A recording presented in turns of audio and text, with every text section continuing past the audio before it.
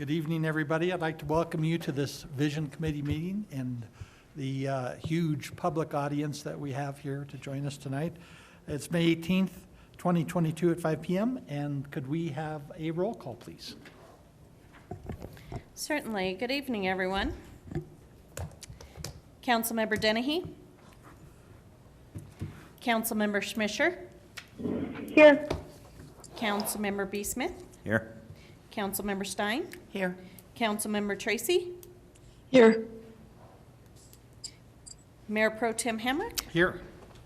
Mayor Ashley Smith. Here. Thank you, Denise.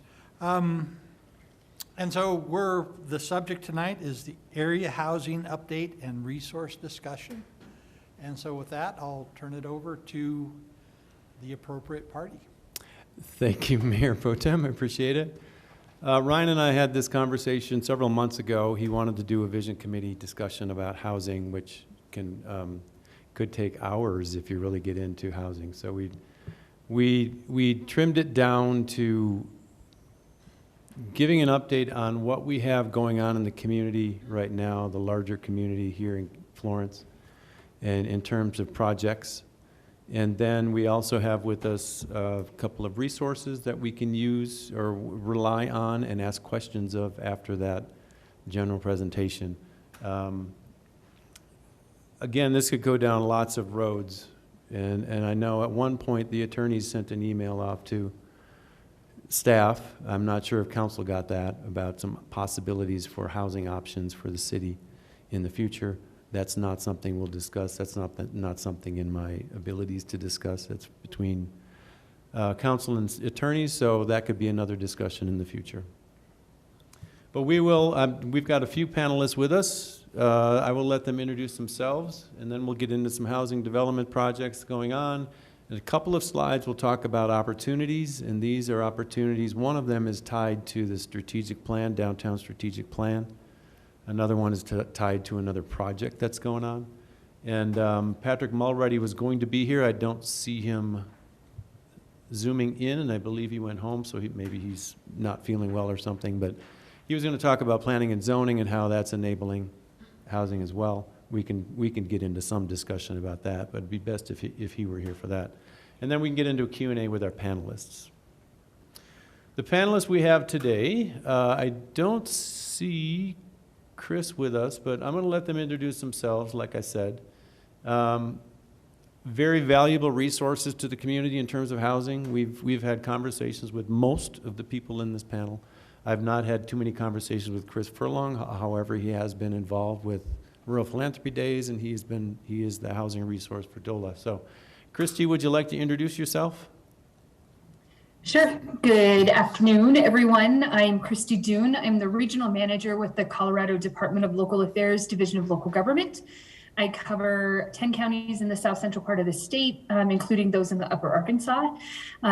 Sorry for not being able to join you in person. We had some end of the school year activities today, so I'm glad I can be here virtually, and hopefully I can help answer any questions you all have after the presentation.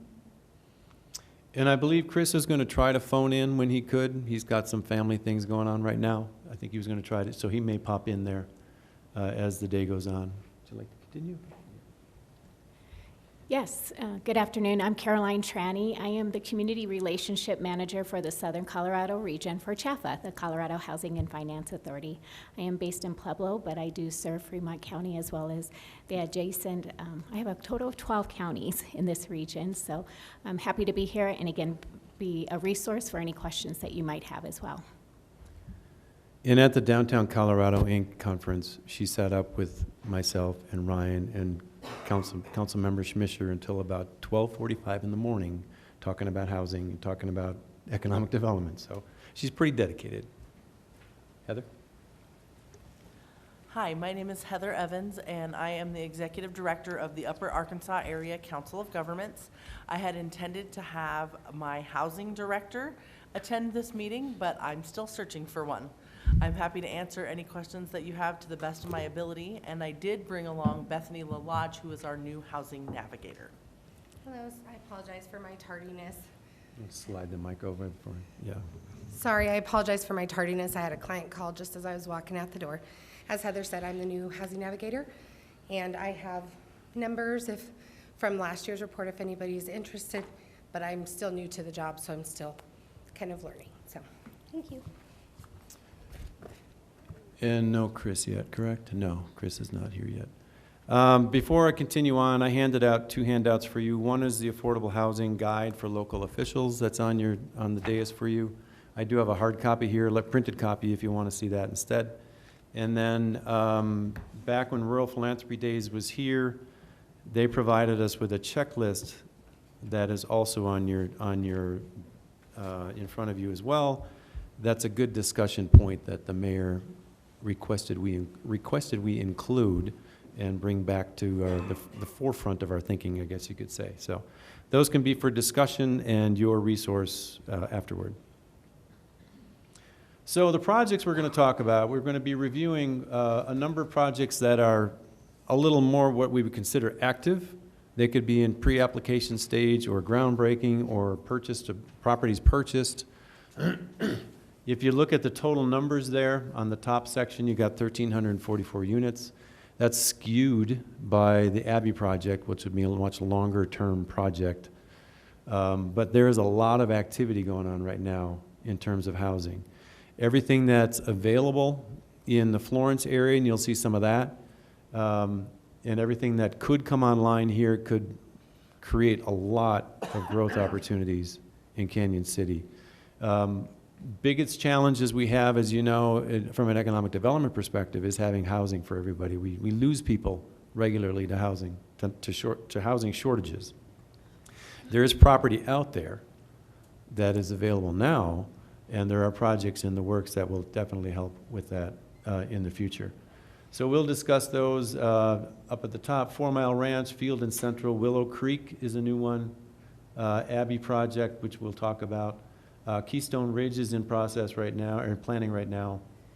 And then some more conceptual projects in discussions. Workforce housing we'll get into, and then a Van Loo Road, possible development. And then Shadow Hills we'll get into. And Shadow Hills is tied also into one of the opportunities we'll talk about. Rick, where is the Willow Creek development? I'll show you, you'll see a map of that soon. Let's starting with 4 Mile Ranch. 4 Mile Ranch, that's a long-standing story. They've been around for quite a while, and it has not developed as it should have. Ryan and I have had conversations with the management company of it. That's now Generation Capital. They've requested that we send them any investors who are interested in housing, any developers who are interested in developing out there. So we've put a number of, in the last 8 months or so, I've sent probably 6 investors or developers over to them for conversations. They're talking to many of them. They're talking with their own that they're trying to develop too, or develop relationships with. As you can see here, they're dealing with people or working with people from varying degrees of interest, sophistication, and scale. So they're not necessarily looking for just the big guys.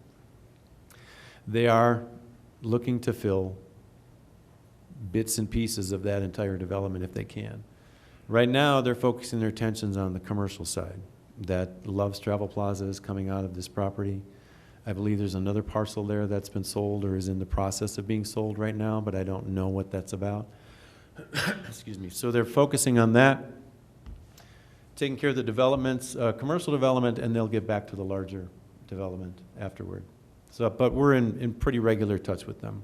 And they're very responsive to the people that we send them, which is a plus. I think it's a very positive representation if they do that. This is what 4 Mile Ranch, as you recall, was intended to look like. This drawing was years ago. The section that's colored down there is where Love's Travel Plaza is going to be. We've also talked to other people interested in some of those other commercial sites down there.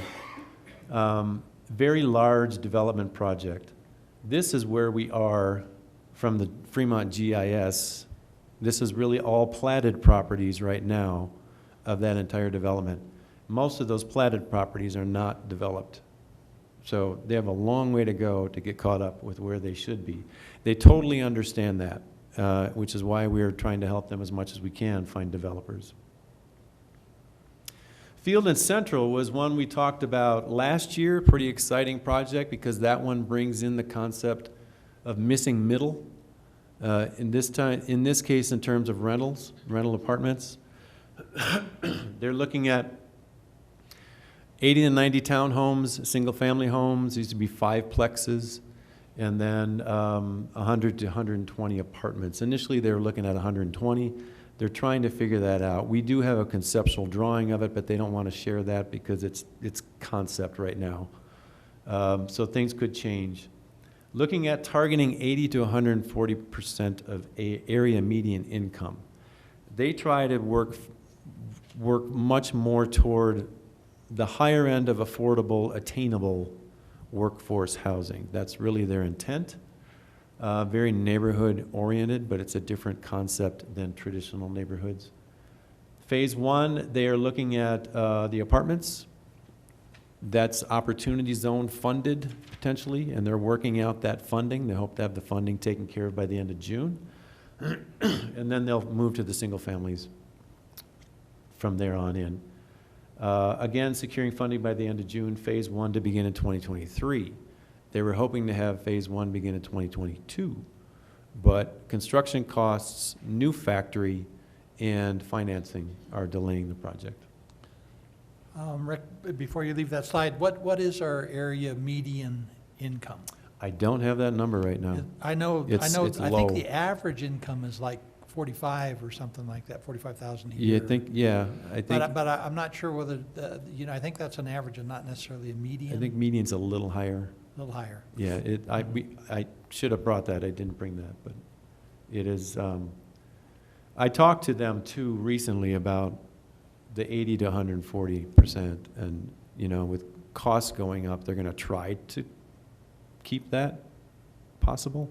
Well, even if median is 50, 140% is about 75,000 for a Yeah. house, and that's awfully, It's not gonna happen. yeah. Yeah, they were hoping, when we talked initially about this, with the school system was targeting under 300,000, and they were in that ballpark. Mhm. Quite honestly, right now, who knows? I really don't know. This is where they're gonna be. If you could extend Reynolds Avenue straight north, that's where they are. This is what the property looks like. One parcel sold in that, unfortunately, so they can't have the entire thing. One parcel sold right in the middle of it, and they built a house. But they're gonna build around that property, and they've been in contact with that property owner about doing this. The apartments would be on the right side, most likely, and single family on the left. It's a perfect transition from the mobile home communities on the right into apartments, into single family, and then into the single family to the west of Field. And also is a good buffer between Central and the potential neighborhoods in the Abbey project and the storage facilities to the north. This is what their community looks like. All of the properties open to open space, to park-type communities. All the backs of the properties load on the streets. So it's more of an alley load concept. Willow Creek. This is a development that I think was posted in the paper in January or so. This is in Florence. 224 single-family units, single-family homes, upper 200s to upper 400s. Some people would argue this is attainable, affordable, not necessarily affordable, but attainable. We'll see. They have not sold anything yet. Now that I know of, they may have pre-sales out there, but ground has been broken on it, and they've begun development. This is Land Developers Incorporated. They have some models available through Axion Homes, and I'll show you one of those in a bit. Property is located adjacent to the Sumo Gulf Village, north of the Federal Penitentiary and south of Florence. And we'll see in a little bit there's more going on right there as well. This is what the development looks like. And it is adjacent to, and there's one of the craftsman-style homes, and it's adjacent to 2 other subdivisions that are already in the works, I guess you could say. The Pike View Estates to the west, that's what, I forgot his name in Florence. he was Pilton. talking about this morning. Mhm. That's the Pike View. And Sumo Village to the east of there as well. So there's a lot of opportunity. You know, when Ryan and I met shortly after I started with some builders who say there's no lots available. Well, I'm not quite sure. They want them in Canyon City, apparently. Canyon City doesn't have a lot of lots, but there's lots in Florence. So building this out, we'll see where it goes, but it's a good cluster of homes, potentially. Abbey redevelopment project, most people know about the Abbey project, 852 housing units. Thing that's interesting about this is that it starts to work more into senior continuum of care, which is really lacking in our community. $10 million, 10 to 20 acre project, which could be one of the earlier projects, could be that continuum of care facility or system. 350 single family homes. That ranges, of course, from townhomes to village homes to cottage homes to estate homes, all pretty much built from Highway 50 up, the multifamily, down the L-shaped brown buildings and angle-shaped brown buildings down below are more the multifamily, works into the smaller townhomes along the main road that goes to the north with cottage homes, village homes surrounding it. This, again, is going to be a much longer-term project. So what we're going to see in the next 2 years, 5 years, most likely going to be the single family, or excuse me, the senior. We do have, when I refer housing investors or developers to 4 Mile, I also refer them to FEDC for this project. One of the Fading West that was interested in the Field and Central project is also interested in this. It's just a matter of working out timing, and this needs to go through a major subdivision process yet before they can divide off any of this property. So it's quite a bit to do on this property. Keystone Ridge, north of town. This is a new subdivision that's going through planning right now. They're going through a rezoning process as well. They want to rezone from MH1 to R2 so that nobody plops a mobile home on this project. It's going to be a 4-phased project. First phase will be the smallest, most to the west, and then they'll work their way into the rest of the phases. Total is 68 units. I don't know the price point that they're looking at on these properties right now. That'll be up in the northeast. A lot of stuff happening up in the northeast section of town. And this is what their development looks like. The phasing begins on the west side, like I said, and then phase 2 works to the east, phase 3 and phase 4 again further to the east. That is almost through entitlements, through the planning process. A workforce housing project. This one is pretty interesting. FEDC has applied for funding from the Colorado Congressional Spending District funds. They were working on this concept with investors, and the timing worked out perfectly with this funding that's available. It's a public-private partnership. The investor would commit $8 million, and this fund would provide hopefully $3 million to renovate the Ullathorne Hall, which is immediately to the west of the Abbey, and then also St. Joseph Manor, which is in Florence, right by the police station. Would gut these buildings and convert them into 2-bedroom affordable housing units. So this would be a true workforce housing project, probably the first we've ever had in this community. Ullathorne there's next to Abbey, the Abbey property to the west of it. I never drive in there, so I can't even, you see so much, but you drive around this whole thing, you see so much of it, but it's a big building. It's a good-sized building that's got 3 floors and lots of availability for units in there. And St. Joseph Manor, a smaller building, but depending how the funding works out, it would be both of these projects or one or, one of each, or not one of each, but either or both. Van Loo, this is a very early stage project. I've had 2 conversations with the owners of the property. They developed a site concept and put some engineering into it in 2005 and never completed it. The economy tanked, and they put this on the back burner. Well, they're bringing it back. They've had some interest from investors in this property, so they're starting to talk again about whether they want to do this. We've got drawings, but again, it's very conceptual. It's premature to release them, to show them publicly. But they have done some engineering, and by and large, they look good. There are some concerns for water and sanitation and that sort of thing, but they are seriously considering bringing this project back to life. Project is just on the north side of Van Loo. As you're driving up Van Loo, it's still in the county. It's not in the city. It's adjacent to city property, but in that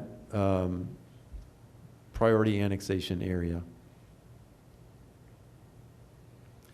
Shadow Hills is a pretty exciting project that's probably going to be much more of a long-term project. Shadow Hills, as you know, is adjacent to the Superfund site that Colorado Legacy Land controls right now. It's under contract. Housing 02 has the property under contract, has Shadow Hills Golf Course under contract. They'd like to do a 197-acre mixed-use development in there that would have 100 or so single-family homes, some retail, some, we'll get into a little bit shortly here into some of another concept they're introducing for that area. 18-acre retail, 10-acre sports complex. Now, that doesn't mean they're going to talk about building like a rec center. They're talking about area that potentially could be contaminated, laying concrete over it, putting sports facilities under a dome type of a thing, more like an inflatable type of a dome for indoor facility.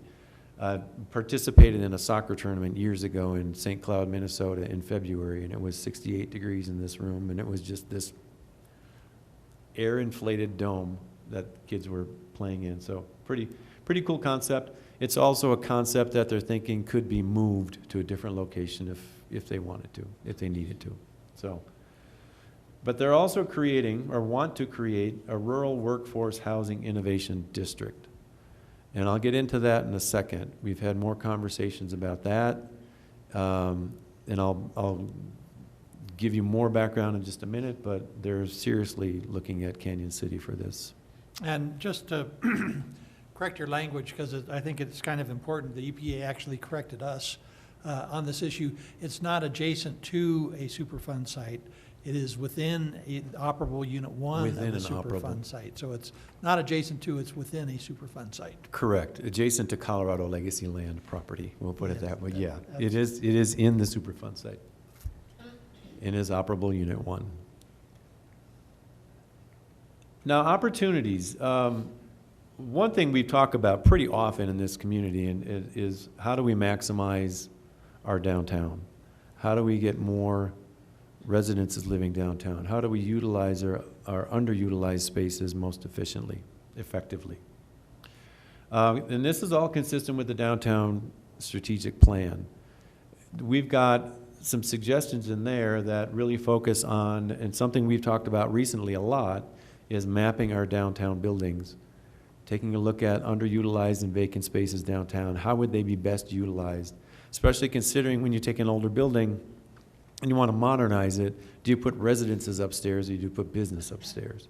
When you're talking about putting sprinkler systems in buildings, it's much less expensive to do it if there's business upstairs, not residences.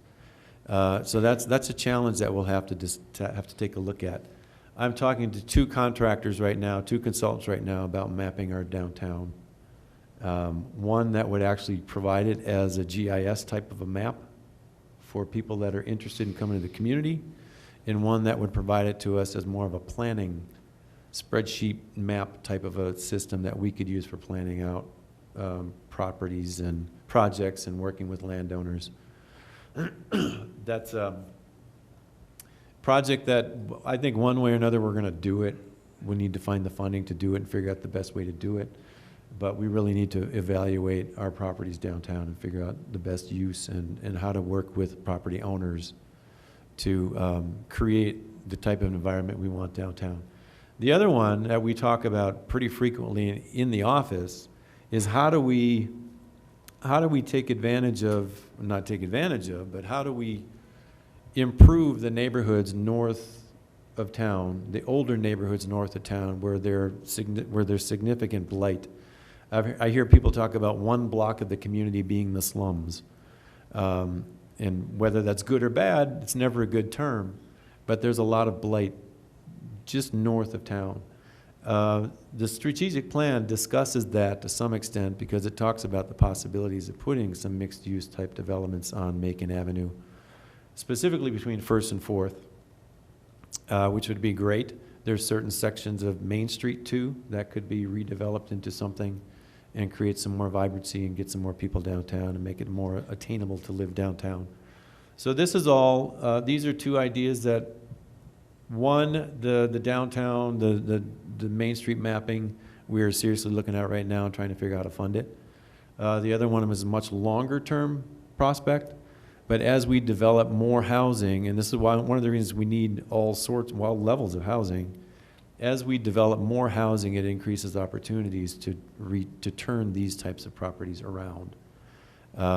As people move out of the older dilapidated properties into more attainable housing, more modern attainable housing, it opens up opportunities for development. And that the West End development idea is much more longer term, but something that we talk about all the time at City Hall. Rick, at Downtown Colorado Inc., when we had our challenge studio, didn't they mention that there is some funding opportunities that could help pay for some studies? Yeah, yep. And I'm talking to one of the consultants that they recommended, and I'm going to be reaching out to find out what that funding is. We have a possibility of combining it with another service that basically replaces Buxton. So there's a possibility of getting that as part of the service for less than we paid for Buxton. Do you see value in maybe it's after the study or part of that study of, we already have the life safety grant for the downtown. It's been mostly used by commercial businesses. Mm-hmm. And wondering, just to keep this in mind, if maybe that needs to be expanded so that the fire suppression systems can be, and if instead of just doing one suppression system a year, maybe we might need to think about more, or maybe earmarking one commercial, one residential, or. Yeah, we've talked about that. We've talked about whether we could somehow create a program to do multiple in one fell swoop, so to speak. Oh, so you only open up the road once kind of thing, or? Well, at each property. But but you do it all to try to gain from economies of scale and give somebody a contract for multiple. We talked about that. It's pretty complicated, but yeah, that's something that could very easily coincide with the mapping because you're talking to the property owners. Hopefully you're seeing all of the properties too, getting inside and seeing what's in there. But yeah, that'd be a great idea. Now, the Workforce Housing Innovation District, this is again Housing 02. Affordable housing is very difficult to come by. Stick-built homes are expensive. So there's a lot of talk right now about different types of construction. There's a company that's using this synthetic concrete type of construction that it's very high R value. You can piece buildings together. You can ship buildings basically lying flat in containers and assemble them on locations. There's 3D printing of housing. There's different options for housing that don't fit into traditional zones. So they're thinking through this housing innovation district to be located in Canyon City that would include facilities that could provide incubation type facilities for manufacturing. It could provide ideation, I guess you could say, it's a good word for it, acceleration of these types of businesses. It could give businesses access to funding. So it's an interesting idea that really throws a lot of financing, thought, expertise into alternative types of construction. Doesn't mean stick-built's going to go away, because I think that's by and large going to be the preferred method of housing. But how do we fit something that's not stick-built into existing coding? Another thing they're talking about is building or creating new building code for this type of construction that could be plug and play into communities' building code. Just accepted and adopted, and it becomes part of the code. But one of the biggest challenges of creating this type of housing, it just doesn't fit. Tiny homes in communities like this just don't work very well because of zoning issues. So it's a very interesting idea. They want to locate that here. It would be part of the Shadow Hills community, part of the development of that community. And I've met with them 3 or 4 times now about this idea, so they're very serious about this. Very cool to be part of this conversation. It really fits in well with a lot of the trade sector partnerships and retail sector partnerships, Tech Start, Egg Start, Trade Start, all of this. We could create a housing start in our community, in our region. And Action 22 is also very interested in working with this company on this concept. Planning and zoning, I was going to let Patrick talk about that. Since he's not here, I'll touch on it a little bit. One of the things that I've been hearing a lot lately is that the form-based coding that Canyon City adopted for the riverfront, people absolutely love that concept. They want to see much more form-based code in our coding, but in our zoning. But a lot of things that are happening in the planning and zoning department, streamlining processes, making things administrative as much as they possibly can be, authorizing ADUs, working so that developers can come in a much more streamlined manner, holding hands through this process, managing processes much more intently, are all very favorable to development. So a lot of stuff on the planning and zoning side that you all know because you're part of these conversations all the time. It's really helping. It's helping a lot. And people are recognizing a lot of the conversation out in the community is, I see things changing in Canyon City, and it's good to hear that. And we are seeing a lot of interest right now from investors. So, and that's obviously the comp plan. And we can now go to a Q&A session. Again, you've got the handouts there. Madam Mayor, if you wanted to talk about that checklist, you're welcome to do that. And we also have CHFA and DOLA and UCOG here as resources for any questions you've got. Well, I would actually be kind of interested to hear from each of the, I mean, I know you're here to answer questions, but there's a lot of us that are new. Elevator pitch. And maybe tell us a little bit about, you've seen kind of what we have going on and what our needs are, and it'd be interesting to know how your organizations, how you might align with us and how we can take advantage of existing resources and opportunities. Let me lead into that. One of the topics I talked about was the opportunities, and one of them was the West End development possibilities. There's a couple of different ways you can do older neighborhoods. You can take the entire neighborhood, or you can do it parcel by parcel. And CHFA now has funding assistance for the parcel by parcel. So I'll hand it over to Caroline, and she can talk about that. And you can talk about whatever else you'd like to talk about.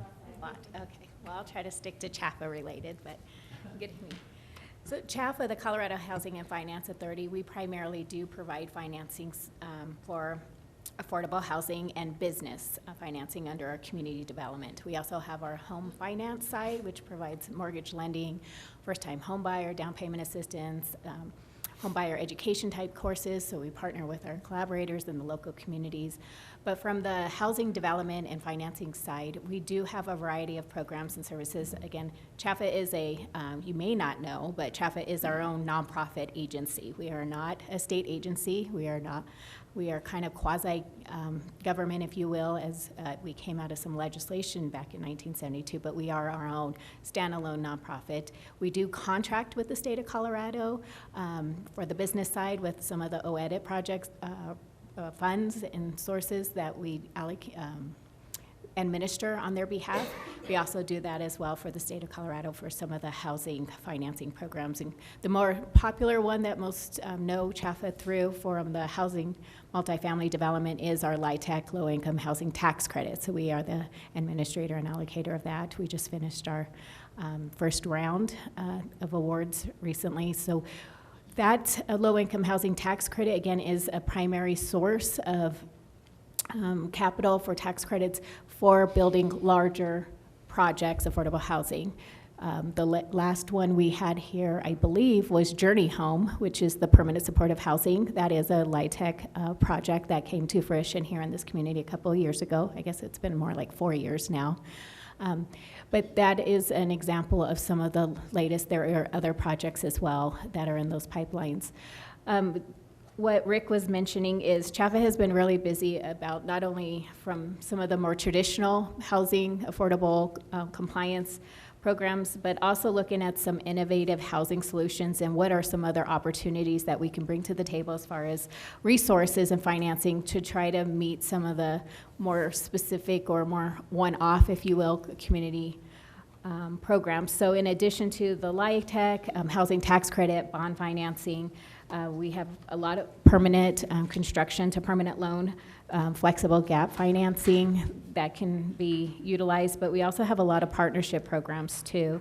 And some of the newer ones, like Rick was mentioning, was we now have a middle income access program that just came to online this year. So CHAFA has invested some dollars. Our HOF, Housing Opportunity Fund, is one of the more flexible ones that can be used for non-LIHTC access for development, but the Middle Income Access Program really helps address, again, some of that middle income. We were hearing missing middle, workforce housing. There's a lot of terms that are being utilized, but it really does focus on that area median income, or the missing middle, if you will, population from the 80 to 120% AMI. There is some flexibility on those, but that's traditionally where it's looking at that higher end of that medium. So it provides permanent and construction financing. It can be used for acquisition, new construction, rehab. So it is a little bit more flexible because it's not just new build. It's not just new build multifamily. It could be new build. We also have support for single family development. So as there is some needs for, one of the projects I know had 4 phases that you had introduced with some 14 houses here, 24 houses there. This is an opportunity for that's coming online, the single family construction loan program, that it could actually look at the whole project so that they don't have to, in a smaller scale or infill, have to just get financing for every single home that they're going to be building. As they navigate that, they can actually fund a project or a phase so that they have that financing in hand and then be able to draw down or receive those funds as they do those phases. So again, just a little bit more flexibility. We also have a small scale housing financing program. Again, this could be a little bit one-off from some of the projects that Rick has mentioned is kind of underway right now in your community, but these are the others. Maybe you have a lot of mom and pops that have primarily been doing market rate that might want to look and seeing how they can contribute across the housing continuum, doing some more additional workforce or affordable housing. We do have a small scale housing financing program now that can help them and assist. And again, these are the non-LIHTC, smaller 30 units or less projects. So again, it can help with some of those blighted areas of your community, those infill projects. They have access now to some of those funds that are, again, fixed rate, low income, or low interest rate, that can help just kind of navigate some of those other opportunities that they might need, but yet also give them the flexibility they need as they continue to progress in those projects. So I'll leave it at that. I do have some handouts. I believe Rick did share those with you, so that kind of gives you a little bit more just a little laundry list of those projects that are coming down the pipeline or are now available. One of the other things I will mention that's new to CHAFA that we are now offering and providing additional support above and beyond just the financing is we now are introducing some opportunities to tap into and provide technical assistance support. So one of those opportunities is we've created a tool, if you're not already aware, we do have now a Colorado Affordable Housing Developers Guide. So that is an online website. It's you can literally Google Colorado Developers Guide and it pops right up, but it's developers-guide.chaffainfo.com.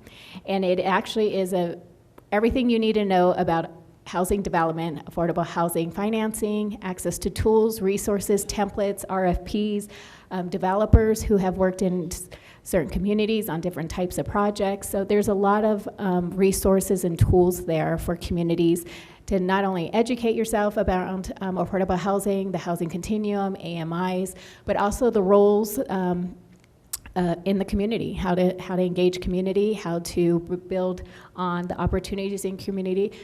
9 chapters full of A to Z on everything you need to know about development in your community and what are some of the best practices. There's case studies, and again, a lot of resources of lessons learned from other communities, other projects, and some navigating some of and sharing some of their experiences that are shared along with some of that educational and, of course, there's a list too, a funding sources inventory list as part of one of the tools, and it has a list of 72 opportunities for financing for different projects, and there's a way to filter that so that you can kind of look at, is it new construction, is it single family, is it multifamily, and it kind of filters that list down to be able to show you what are some of the opportunities that might be available for you as a funding source for your type of project. So again, it's a very interactive tool and something I would encourage anyone who's interested in learning more or needs to, even our developers who are experienced are using it because it's a one-stop shop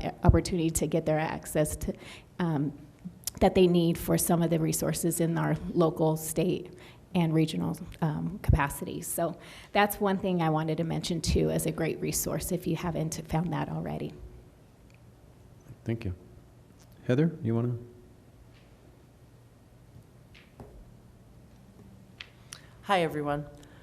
So for the housing portion of what the COG provides, there are several different programs, excuse me.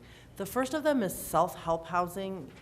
That is a sweat equity home building program. We have 3 lots left that we're looking for families for, and then we're going to start a new build after that with 6 more families. So we're currently taking applications for that and looking for lots.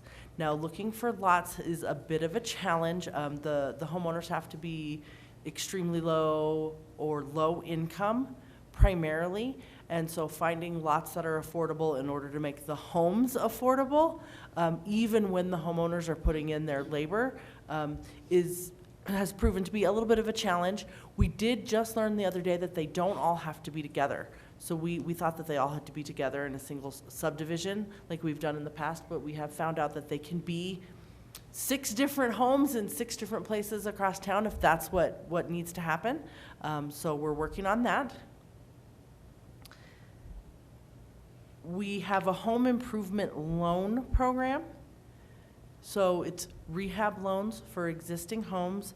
There are income guidelines. All of our programs have income guidelines. We serve primarily the lower income population. There are some struggles with that program right now with supply chain issues, with finding contractors, finding families who are eligible, things like that, but that is available. So when I heard you talk about the blighted homes, I wondered if that might be a good fit. I don't know for certain. That would require some more conversations. Mm-hmm. We are the providers of Section 8 rental assistance in Chaffee, Custer, Fremont, Huerfano, Lake Park, and Teller counties. Again, there are challenges with folks finding places that they can afford. There are income guidelines. The state will pay so much, and then if it's too expensive beyond that, then the homeowners can't move into those homes. But Fremont County is certainly better off than a lot of the other counties. Sometimes when folks cannot find anywhere to use their vouchers in other counties, they are able to find places in Fremont County. But it's another one of those challenges that we have. I will let our housing navigator talk about what she does in just a moment. But we also offer housing counseling and education. So we have the pre-purchase counseling, foreclosure prevention, lots of different housing counseling options, including the ones that people have to take before they can get loans. So once you get the housing here, if people are looking for loans, we can offer that housing counseling. And then Bethany is our housing navigator. She works with our homeless population, and I'll let her talk to you about that. Hi, thanks for having me. So I'm the new housing navigator at UCOG. And so this program is kind of unique. It's actually the only program we have that isn't income-based. It's actually open to anyone in any of those 7 communities who is looking for housing. So I can serve, you know, the highest end income to the homeless person that's, you know, living at the shelter. And that's kind of a unique opportunity. This position came about through the Built for Zero team that started in, I think it was 2019 when that all started. So this position came about through that team realizing that they really needed someone who could walk with some of our folks, especially our homeless neighbors, really through the housing process because it can be tricky. And a lot of our lower income neighbors maybe don't have those life skills of how do you apply for an apartment? What do you need to provide to your landlord? How do you honor your lease? What are your rights? What can you do when maybe your landlord isn't providing what you need? So I work a lot hand in hand with a lot of our Section 8 clients who are already voucher holders. I work a lot with people who have just gotten their voucher and are looking for initial housing, but also if they're needing to, maybe their family grew or decreased in size and they're needing to find a different unit, or maybe they want to transfer from one county to another because of a work opportunity. So I will work with those people, but anyone in the community can access this program. And so last year we housed, I wasn't in this position last year, but last year there were 127 people housed through the Housing Navigator program. So in conjunction with Section 8, I want to give those kudos to the Section 8 folks too, but it's been a really successful program. Christy? Hi, everyone. Again, Christy Dune with the Department of Local Affairs. We are a state agency that provides financial and technical assistance to local governments in Colorado. There are 4 different divisions within our department, and I work for the Division of Local Government. So the Division of Local Government has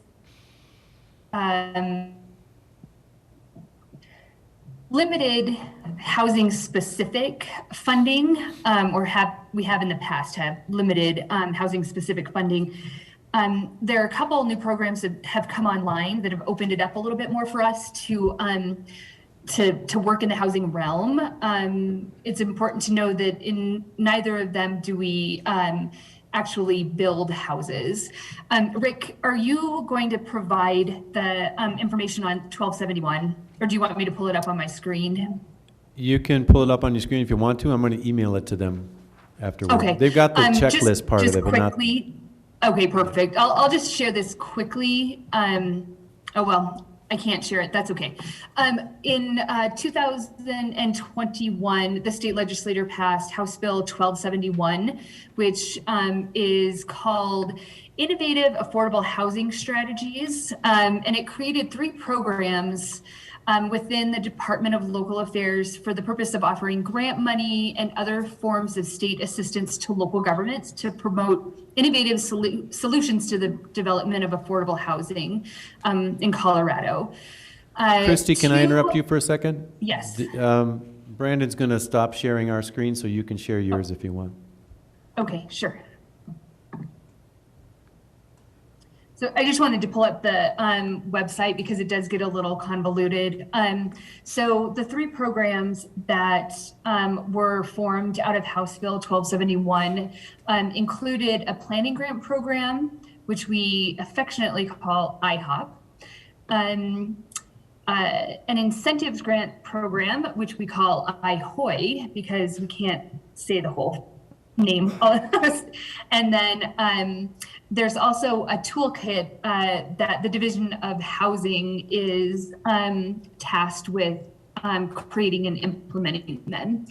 So the first program, which is the IHOP program, the Planning Grant Program, we launched in earlier in 2021, and it allowed communities to apply for funding to DOLA to establish at least 3 qualifying strategies for affordable housing. So if the purpose of the program is to ensure that affordable housing can be built in the communities, one of the things that we want to look at is what are some of the obstacles to affordable housing actually being built.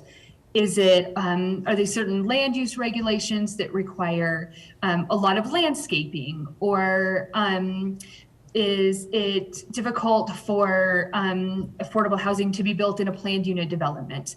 So the planning grants allow for communities to look at their policies and procedures and make adjustments where needed that would allow affordable housing then to be built. Once a community had identified those strategies and adopted them in their land use code or other procedures, they could then apply for the incentives grant program. And the incentives grant program is then the implementation of those qualifying strategies. So if any of the developments that Rick proposed or talked about this evening had an affordable housing component to them, and the legislation identified affordable housing for both rental units as well as for housing units, and you can take a look at that in the handout that I sent to Rick. Let's say a water or sewer had to be extended to one of the properties or the development for the houses to be built. But by requiring the developer to extend the water and wastewater to the development, with those costs being passed along to renters or homeowners, that would decrease the affordability of those units. Local government could come to DOLA requesting funding to help pay for the extension of the water and wastewater to ensure that those houses stay affordable. So that's really the intent of that program. We are planning to release the incentives grant program later this fall, so that communities who have been working on, I will stop sharing now, who have been working on their qualifying strategies can then apply for the incentive grant program and implement what they have been working to do. That's our kind of primary focus in affordable housing at the moment. There have been some bills that were passed in this last legislative session that ended about 6 days ago that will also affect our ability to provide funding primarily for infrastructure through DLG to enable local governments to bring affordable housing into the community. We have also done housing needs assessments for communities, helping them really lay out an action plan for what kind of housing is available in the community, what housing is needed in the community as well. So those are dollars that are accessible to communities. The Colorado Main Street program is also located within the Division of Local Government, and although I don't think that they focus specifically on downtown housing projects, there have been funding opportunities in a couple of the past legislative sessions that have given funds to the Main Street program that then could potentially be used for different projects on the Main Street. I think that's what I wanted to cover mostly, but I'm happy to answer any questions. I just wanted to clarify that. And I'm pretty sure, correct me if I'm wrong, but first you have to establish 3 qualifying strategies, and that's what this list is for the House Bill 1271. There's a whole list of 16 things you have to adopt to qualify to move forward. We have done some of these things, and there's some others that we could do that are some low-hanging fruit. Yeah, I was going to highlight a lot of this, and I didn't do that, but there are a number of things that we've taken care of already. I did email you the full document that she just emailed me a little while ago, so you should have it in your phones there. But yeah, this is something that when we saw it at Rural Philanthropy Days, we're all pretty, you know, like we're on the right track. We're on the right track to making things happen, and this is a really good discussion piece. But going through item by item, there's a number of things we've done. I just don't have that marked in front of me right now. So Christy,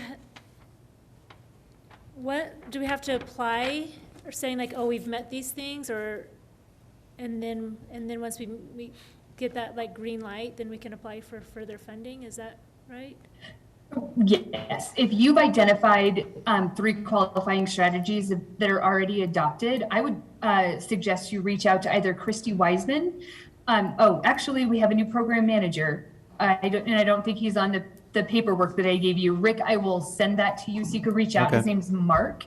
You can just tell him what the city already has in place, ensure that they meet the intent of those strategies, and if you have the green light for that, once we release the letter of interest for the incentives grant, the city could submit a letter of intent to apply for the incentive funding. So Rick, you had mentioned on a couple of these pending developments that the increased, the hyperinflation for materials is one of the things that's kind of stalling some of these projects, and also the lack of infrastructure. So like at 4 Mile, all of those spots actually have lack of infrastructure. Mm-hmm.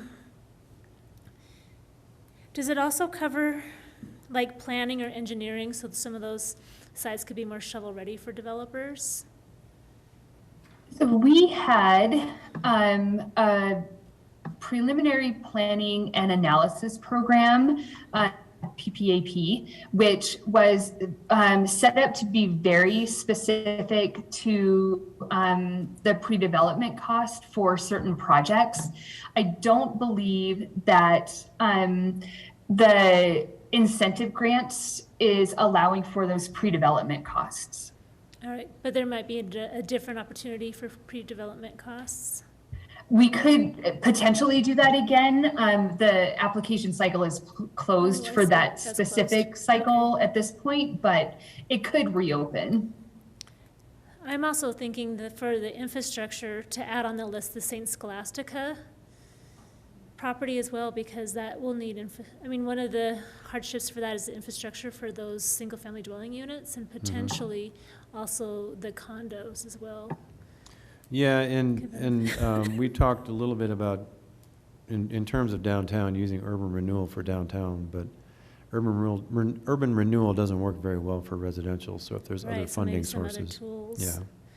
So it'd be nice to see if we could take advantage of some of these opportunities. There's so many of them. That could help kind of push that project forward in spite of these increased costs, and the infrastructure, like I said, is one of our bigger hurdles. You could Sure. argue. You just need to look at the affordable housing definition that was included in state statute. So for this specific source of funding, affordable housing is defined in the statute as up to 80% of AMI for rental housing and up to 140% AMI for affordable home ownership. Okay, so they would need to meet those criteria to qualify. Correct.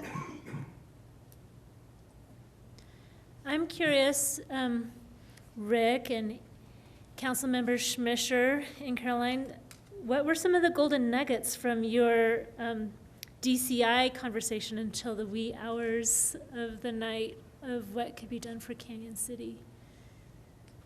What were the golden nuggets? There was a lot of. Do you remember? We talked about a lot of things. We talked about the small scale development opportunities, because we were talking about individual parcels, and that one struck me, and I took that to a property owner recently to try to spur some development. That was a big one. Just the fact that there's more in the median income range, there's more opportunities there. It's really recognition from CHFA that it's getting harder for everybody to afford a house. There's a lot more out there than you would think is available, and that's, it really is much more of and this includes Christie too. You don't necessarily think of DOLA when you're thinking of housing, but there's resources out there right now. There's resources all over the place. And I think, and from a developer's perspective, it's a lot easier to just get traditional funding and do it without contacting some of the resources to see what's available. LIHTC is a different matter because low-income housing tax credits have to go through CHFA, or they have to go through some organization to get them, so they're used to doing that. But regular private developers, they're going to go through traditional financing if they can, but there may be resources available. So those are my takeaways. Councilmember Schmischer, did you have any takeaways? It got late. It did indeed. No, I think you did a wonderful job of summarizing them. Thank you. You're welcome. Good conversations. But, as I mentioned to you, Councilmember Stein, you can go down some rabbit holes when you're talking about housing, that's for sure.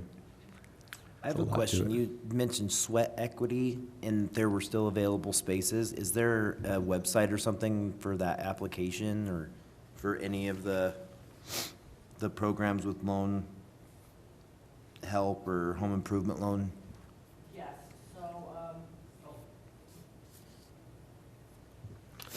so all of our programs can be found at www.uacog.com. You can also call us. What's our phone number? I should know this. Yep, 719-275-8350. And you can ask for the self-help housing program. And we just hired somebody new for that program to do the paperwork side of it. We have our construction supervisor already in place. And they can take your application. I don't believe there's an application available on the website yet. We're working on revamping our website, but if you just call the phone number and ask to talk to the self-help folks, and we can give you a housing brochure, we can give you all a housing brochure. They can tell you exactly what the criteria are, give you an application, all of that. It's a really neat program. It can be challenging. It's not for everybody because one of the things that it requires is 30 hours a week of working on building your house. And not just your house, but the families work together. Everyone works on everyone's house. So the loans are pretty low interest. They are longer than normal, as much as 38 years. There's different opportunities available for some additional assistance with the funding, but a family does have to be willing to dedicate the time of 30 hours a week, and that can be tricky because you also have to have a certain level of income to qualify, which means you're probably working 40 hours a week. And it can be divided up amongst family members. So if there's a couple of folks, they can split the time, but it is very time intensive. Well, I was asking mainly because I have some friends that have went through that and they have nothing but praise. So thank you so much for that program. That's wonderful. It's a wonderful program, and it's funny because coming from a different community, moving here, when I saw these houses and then I learned the price of these houses, the idea that these were low-income houses kind of blew my mind because I think the least expensive was $239,000. I could be wrong, but that's a sweat equity, build it yourself, low income home in this community right now. And it's probably going to get higher. It's crazy to think that. Well, I can tell you the house I sold where I lived before didn't cost that much money. So. Some of the conversations today talked about getting some funding to help for like extending water taps and sewer taps. Is that something that UCOG takes advantage of as well from these state agencies?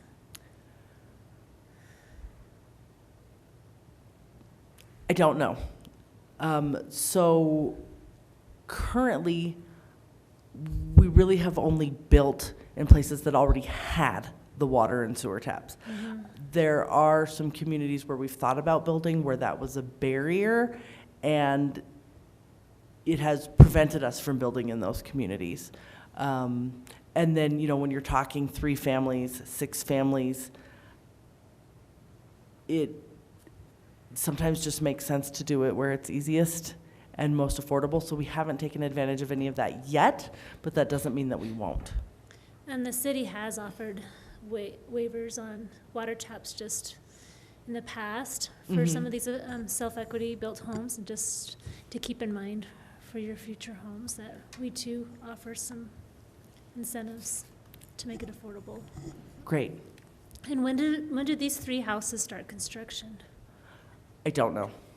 I apologize. You know, this is just one of the programs that I supervise, and I'm between housing directors at the moment, so I can get you that information. I just don't know it off the top of my head. So it's a personal question, because I have a young adult son who's doing kind of a community service mission, and he is looking for more opportunities to give service to the community, and I think that he would really enjoy participating in building those homes as a volunteer.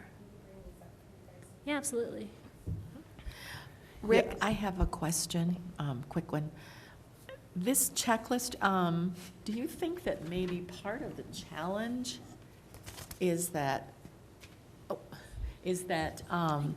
do we need to have like a workshop for the developers, the ones that are already working with the city, and maybe people that are thinking of, you know, that you've talked to? Would that be of value? That, I mean, they can't possibly know all of these opportunities that are there. Well, yeah, I think there's a lot of merit to that. You know, when you think about even some of the zoning changes and code changes we've made, there should be a marketing effort that goes with it to get that word out. And I'm sitting here thinking about that actually in terms of helping people find places to live. Are you working with the school system? Or, you know, there's needs out there. So yeah, I think there's a lot of merit to doing that. I think it's a matter of coming up with maybe sitting down with FEDC and us and CHAFA and DOLA, and that's certainly today has crossed my mind, and come up with what investors need to know, what developers need to know. Investors and developers need different information.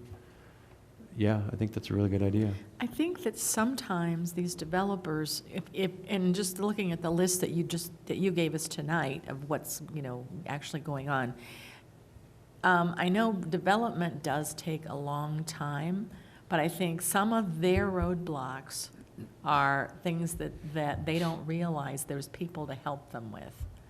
I mean, and I'm with you. I know developers want to go the traditional route because it's easier and it's what they know. But they might be able to move more quickly, maybe shave a year or so off a project if they knew, you know, where these were. Yeah, and part of it too, and we're obviously talking about housing development here, but on the commercial side too, it's not easy finding financing in general. You know, there's a project in town, I'm not going to talk about it, but they went through lender after lender after lender after lender after lender after lender until they finally found one that's working with them, who's actually kind of has local ties. So there's also the risk acceptance, I guess you could say, of the lenders, and that still has to be worked out on the lender side. I'm sure there's some risk mitigation or risk aversion that happens when they're working with CHAFA, but I'll piggyback off of that, because that is a good, that is one of the takeaways from DCI that we're kind of looking at and trying to address, is one of the opportunities that we're looking at is to host or partner or collaborate on a lenders roundtable, because we do need to, there's a lot of education awareness, and then just determining local lenders, what they're comfortable with, what they're able to finance. When you talk about the business side, and then you have the housing side, and which side does it fall on, depending on the type of, what they can qualify for, what they can access. Penciling and lending in these capacities, it's an art, and it's trying to figure out, navigate that space too, of where their comfort levels are and what they're willing and who's doing what. A mixed-use space that was mentioned too. Is it commercial? Is it housing? What percentage is what? What can fund what levels? That's some of the area and the space from innovative housing solutions that we're looking at. It's can we find a program, or can we participate in a program that would fund the whole project and know where so there's not that percentage of occupancy from a commercial and how many units. We can look at a project as a whole from that piece, and that does take some participation with the local lenders, because CHFA traditionally we've provided some. We have on the business side a cash collateral support and a credit reserve program. They're credit enhancements to help mitigate risk or to provide that additional loan to value to give that support to the local lenders. Well, if that means the local lenders are part of the primary solution, and we're coming in to help them and get that. We do have that expanded as of this year, that we can help on the housing side in that capacity too. And then for whatever reason, if they can't do it, then hopefully we can find other primary loan.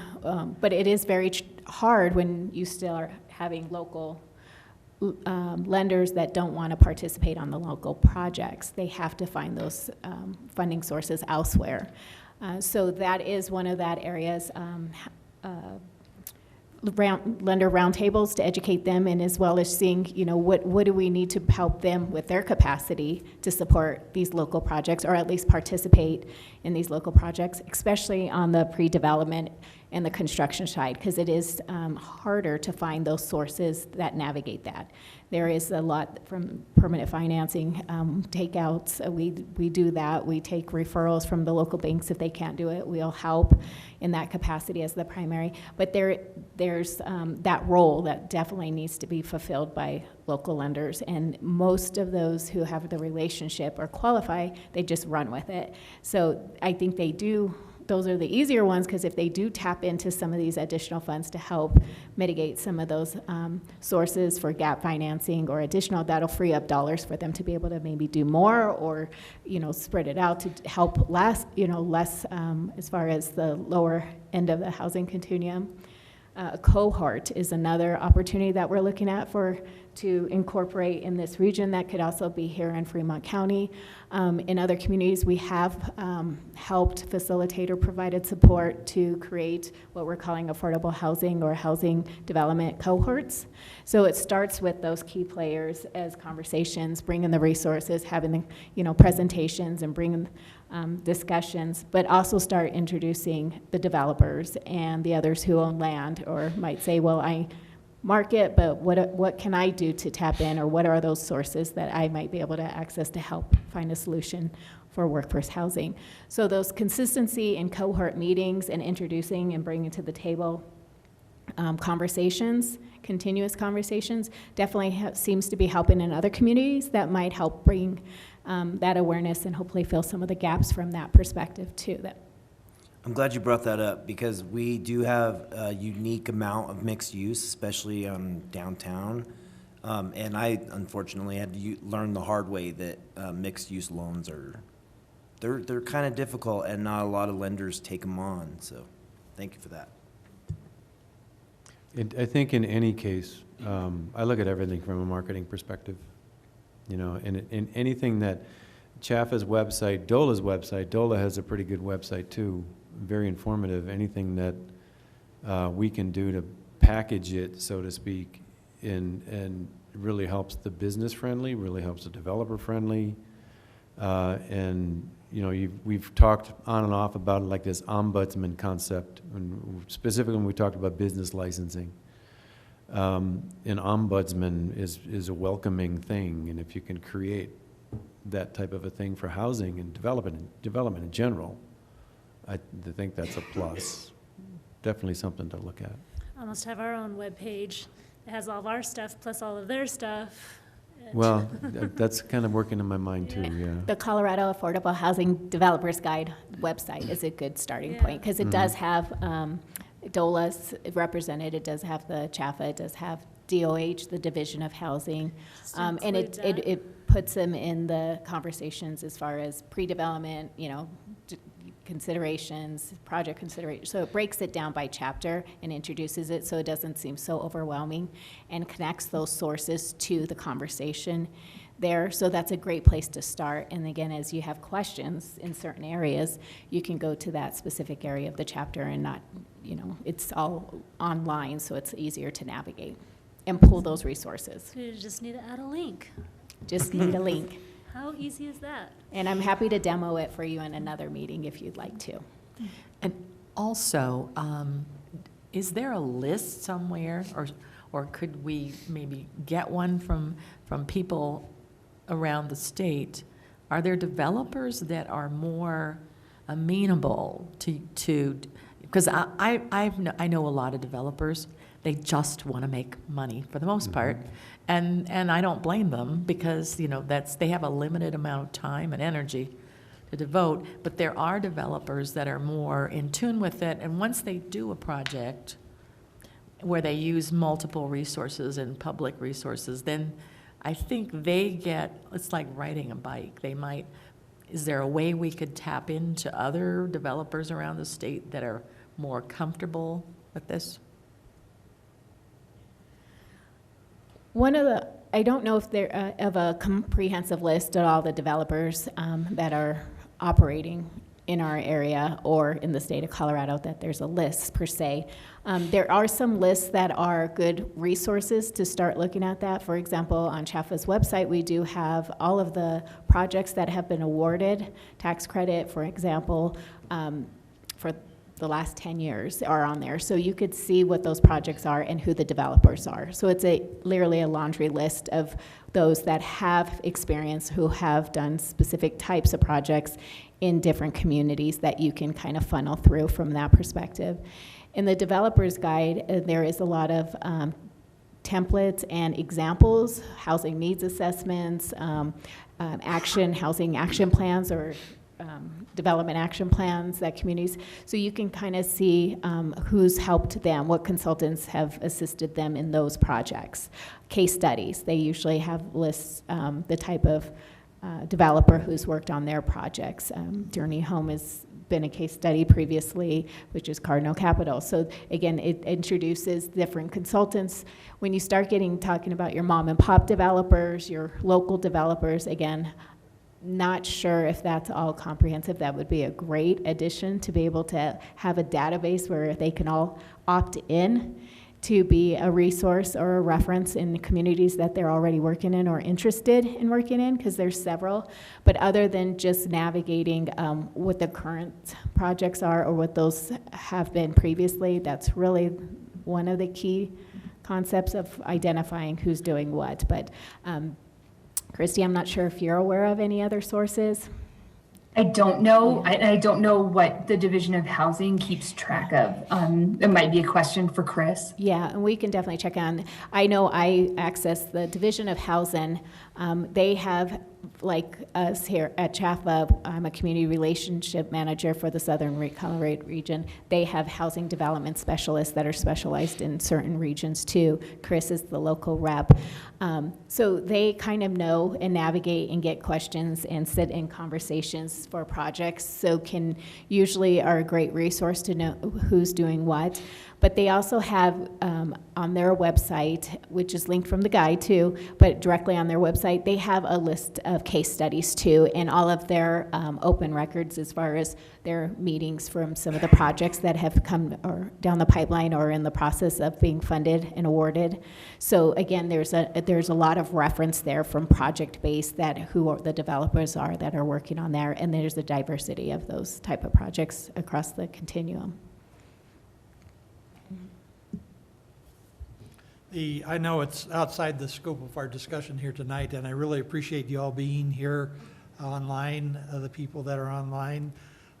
It's really comforting to know that we have a lot of agencies that are working towards you know, helping people find housing, be able to navigate their way through the Byzantine maze that sometimes can appear to be in front of you if you want to get a house. But just as a side note, it seems to me that all of these efforts are going to be way overwhelmed by our transition from a carbon-based economy.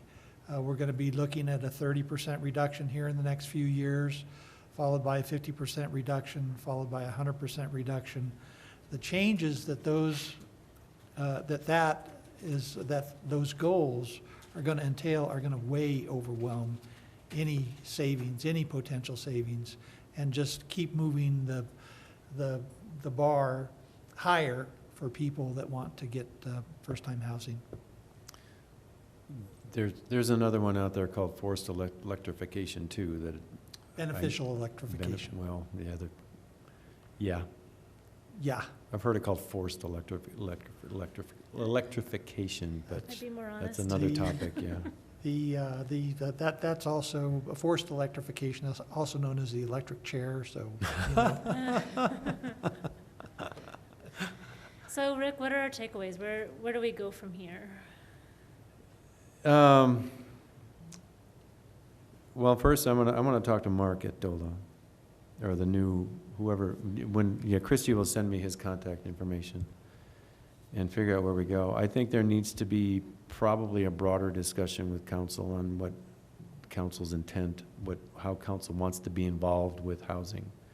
And maybe that's based on the attorney's email from last fall or whenever that email came through. You might need to send us that again. I can do that. And I'm not sure I'm not sure if it went to Ryan or if it was a council. I've got to take a look at it. I'm just We not have new council since then too. privy to speak about it, I guess. But, you know, housing is one of those topics. It's not an economic development thing, but it certainly affects economic development, you know, more than anything right now.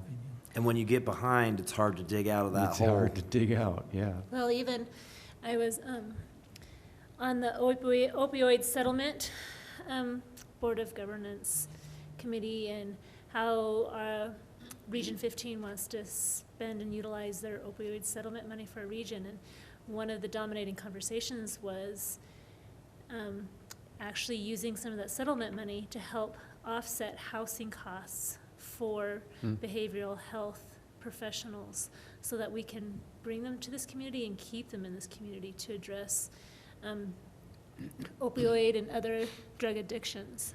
And so, I mean, that's just one example of many. I think when we had our industry advisory group from all of our industries that came to report to the mayor and to you, every single one of them said workforce housing was their number one issue. And I met recently with the former senator who we were talking about something totally different, but he said, let's bring up the elephant in the room, and it was the prison system. He's of the mind that we shouldn't have the prison system here because they can't hire psychologists, they can't hire people to work for them. So why put the prisons here?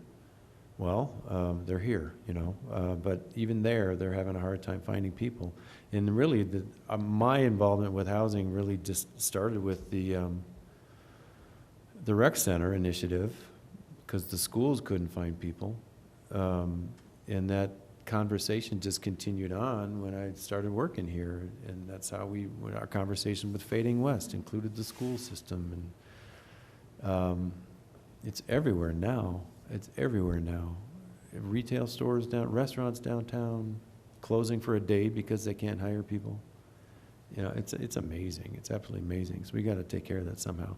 That's a two-pronged issue. It's not just housing. It's people not wanting to work too, or not applying, or maybe there's too many jobs available. I don't know. But it's a big issue. It's a big issue.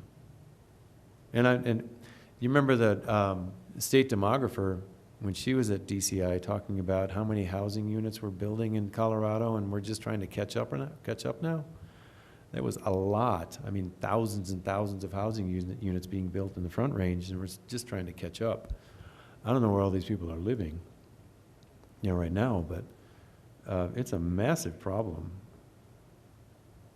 got to create some action around here somehow. But my first step will be that. I'm also going to stay in touch with Housing O2 about the Housing Innovation District, because that I think opens up some opportunities beyond housing, but also housing across the state, because it opens up alternative types of housing. And they've actually thought about a way to get those types of housing into communities, fitting into their code.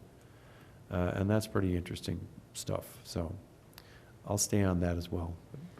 And don't forget the funding for our downtown analysis of vacant and underutilized DCI funding. second floor spaces. All right. Okay, do we have anything else in front of Okay. us? I think just a huge thank you for being here and for being a part of the conversation and part of the solution finding. We really appreciate it. And with that, we're adjourned. Thank you very much.